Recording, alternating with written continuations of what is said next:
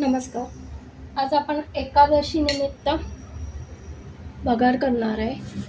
वऱ्याच्या तांदळाची भात. आपण एक छोटी वाटी भगर धुवून ठेवलेली आहे. त्यात आपण साजूक तूप टाकणार आहे.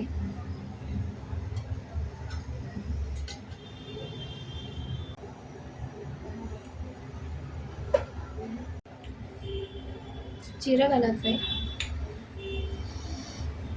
जिरं फुललं की आपण साधी सोपी भगर आहे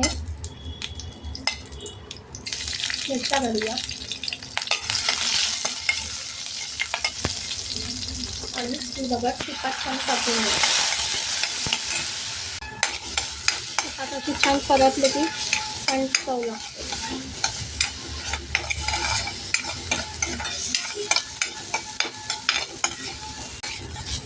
त्यामध्ये आपण 2 चमचे शेंगदाण्याचा कूट टाकणार आहोत आणि छान परतून घेणार आहोत. कोथिंबीर, चवीनुसार मीठ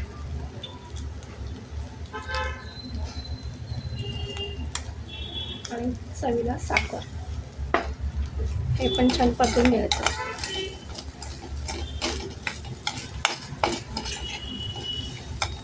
आणि पाणी टाकायचं.